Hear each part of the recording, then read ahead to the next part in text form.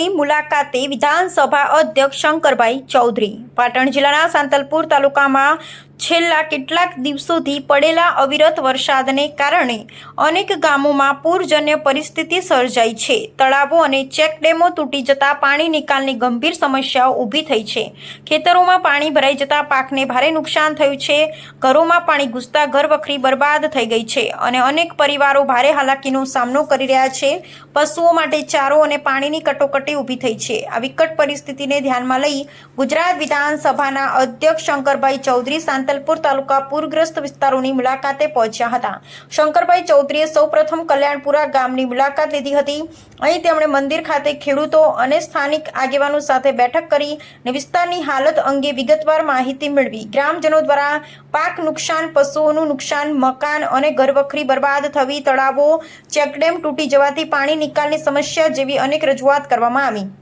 શંકરભાઈ ચૌધરીએ સ્પષ્ટ જણાવ્યું કે સમગ્ર સાંતલપુર તાલુકામાં થયેલા પાક નુકસાન, જમીનની ધોવાણ, કેશડોલ સહિત ખેડૂતોને મળવાપાત્ર સહાય અંગે તેઓ મુખ્યમંત્રી સમક્ષ જાતે જ રજૂઆત કરશે। તેમણે ખાતરી આપી કે સરકાર તરફથી તાત્કાલિક સર્વે કરવામાં આવશે અને એક પણ પીડિત ખેડૂત કે પરિવાર સહાયથી વંચિત નહીં રહે।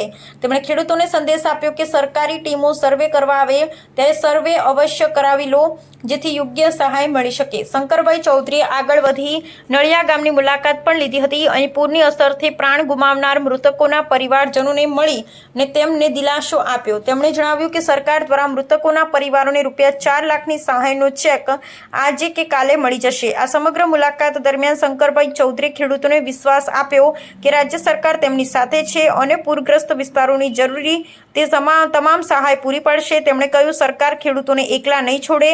પાક નુકસાનથી લઈ ઘર, મકાન અને પશુઓના નુકસાન સુધીની યોગ્ય સહાય તાત્કાલિક આપવામાં આવશે। મારી જાતે મુખ્યમંત્રી સમક્ષ રજૂઆત કરીશ અને અસરકારક પગલે સુનિશ્ચિત કરીશ।